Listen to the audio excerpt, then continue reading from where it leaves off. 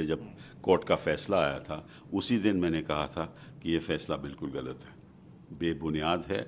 और जो 2 साल की सज़ा दी जा रही है, जज साहब को भी मालूम है कि अगर एक दिन कम देते तो निश्चित रूप से राहुल गांधी की सदस्यता नहीं जाती। सुप्रीम कोर्ट ने राहुल गांधी को 4 अगस्त के दिन बड़ी राहत देते हुए उनकी 2 साल की सजा पर रोक लगा दी। कांग्रेस शुरू से कह रही थी कि बीजेपी सरकार ने जानबूझकर राहुल को फंसाने के लिए ऐसा माहौल बना दिया, कोर्ट का इस्तेमाल किया। कांग्रेस के राज्यसभा सांसद कपिल सिब्बल ने भी यही बातें दोबारा दोहराई। उन्होंने बीजेपी सरकार को जमकर घेरा और इस मामले में अपनी राय भी रखी। उन्होंने साफ कहा कि सरकार कोर्ट्स का इस्तेमाल कर रही है और राहुल गांधी ही नहीं, आजम खान, उनके बेटे और यहाँ तक कि तीस्ता सीतलवाड़ को भी ऐसे ही फंसाया गया ताकि वो महीनों तक कोर्ट के चक्कर काटते रहे। तो जज साहब को भी ये बात मालूम थी और वही बात कल सुप्रीम कोर्ट ने कही कि किस आधार पे आपने मैक्सिमम सेंटेंस दी है।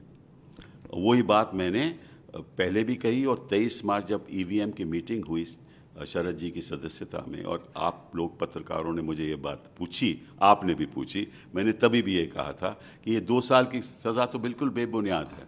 और किस लिए 2 साल की सज़ा? ये तो टिप्पणी की है किसी के बारे में और टिप्पणी की कर्नाटका में और याचिका फाइल होती है गुजरात में।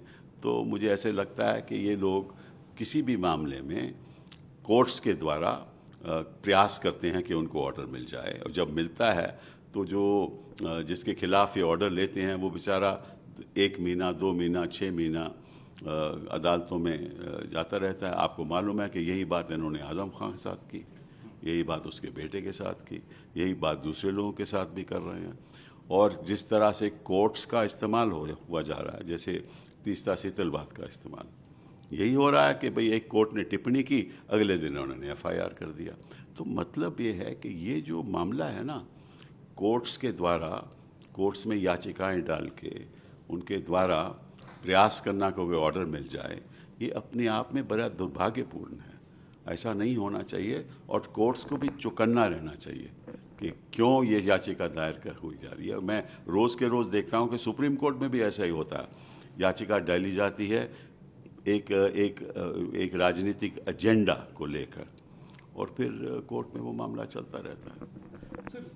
कपिल सिब्बल ने कहा, सबसे पहले जिस दिन ये फैसला आया था उसी दिन मैंने कहा था ये फैसला बेबुनियाद है, क्योंकि जज साहब को भी पता था कि अगर सजा एक दिन कम कर देते हैं तो उनकी सदस्यता बरकरार रहती। यही सवाल अब सुप्रीम कोर्ट ने उठाया है।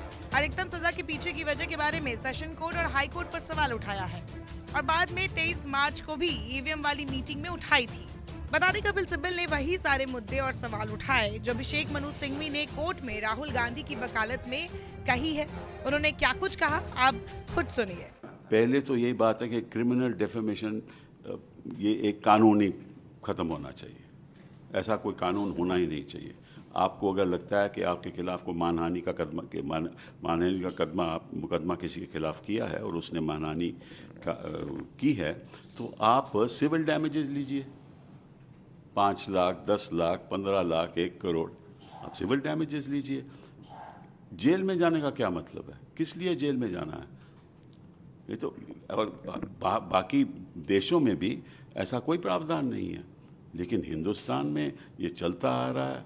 और मुझे याद है कि जब लालू जी के खिलाफ ये मामला हुआ था तो यही हमने रखा था कि भाई जब तक हायर कोर्ट फैसला नहीं करते तब इसका स्टे होना चाहिए। एनीवे, वो बात तो ख़त्म हो गई, लेकिन ये जो याचिका डालकर प्रयास करना कि कोर्ट से ऑर्डर मिल जाए, स्पीच कहीं और हो और गुजरात में चले जाएं, तो ये मुझे लगता है कि कोर्ट्स को भी चौकन्ना रहना चाहिए कि किस लिए हमारा इस्तेमाल किया जा रहा है। और कोर्ट्स को तो मालूम था कि अगर मैं 2 साल की सज़ा दूंगा तो सदस्यता चली जाएगी और इस बीच कंस्टिट्यूएंस को उस कंस्टिट्यूएंसी को कौन रिप्रेजेंट करेगा पार्लियामेंट में।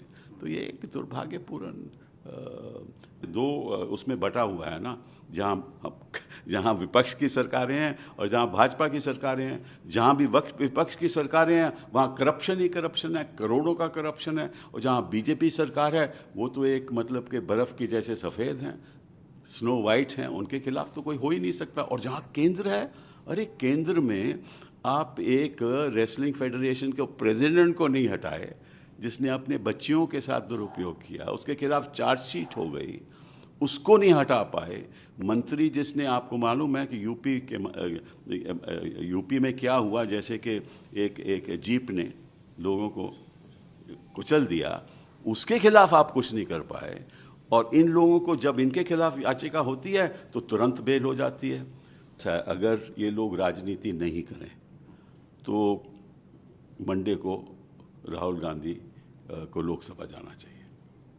जैसे ही नो कॉन्फिडेंस मोशन हो, राहुल गांधी को वहाँ हिस्सा लेना चाहिए, अगर ये राजनीति नहीं करें तो। लेकिन मैं समझता हूँ कि इनका संवैधानिक कर्तव्य है कि जब सुप्रीम कोर्ट ने कह दिया कि कन्विक्शन को हमने स्टे कर दिया है, तो कन्विक्शन तो रही नहीं। और अगर कन्विक्शन नहीं रही तो किस आधार पे आप कहोगे कि राहुल गांधी पार्लियामेंट में नहीं जा सकते, लोकसभा में नहीं जा सकते? कोई आधार नहीं है। लेकिन अगर आप राजनीति करना चाहते हो तो फिर आप कहोगे कि कोर्ट हमें कोई डायरेक्शन नहीं दे सकती, कोर्ट का हक नहीं है, कोर्ट की ज्यूरिसडिक्शन नहीं है, तो ये मामले उठेंगे। तो मैं समझता हूँ कि इस देश में, इस देश की पॉलिटिक्स कोर्ट्स के द्वारा चलाई जा रही है। क्या कपिल सिब्बल ने यहाँ कोर्ट्स के लिए एक खास संदेश दिया कि कोर्ट्स को भी चौकन्ना रहना चाहिए ऐसे मामलों को लेकर।